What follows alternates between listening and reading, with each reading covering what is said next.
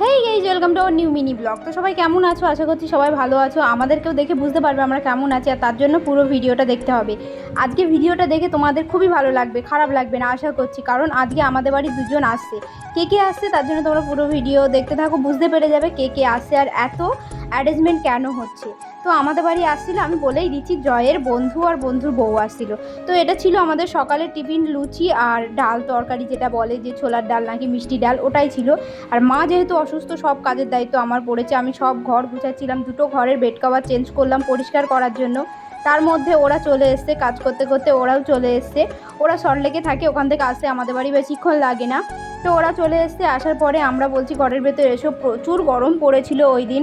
গরমে ওদের পুরো খারাপ অবস্থা। তারপরে দেখছো আমি কী রান্না করছি। আর এর মধ্যে একটা ভালো খবর আছে, আমার মামের ফার্স্ট যে দাঁত, সেই দাঁতটা ভেঙে গেছে। ওর বেবিবেলার দাঁত, যে দাঁতটা ও ছোট্টবেলায় উঠেছিল প্রথম দাঁত, তো সেই দাঁতটা আজকে ভেঙে গেছে।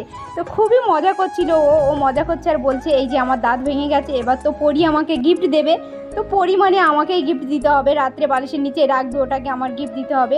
আমি এতদিন জানতাম যে কারোর দাঁত ভাঙলে সে ভয় পায়, কাঁদে। আমার ছেলেকে এখানে দেখে বুঝতেই পারবো ও একটুও ভয় পায়নি আর কাঁদেনি। ও খুব এক্সাইটেড ছিল যে পরি কখন ওকে গিফট দেবে। তো দেখা যাক পরি গিফট কী দিচ্ছে, তোমরা দেখতেই পাবে, তোমাদের সঙ্গে শেয়ার করবো। তো আজকের মতো ব্লগটা এখানে শেষ করছি। Tata, bye bye.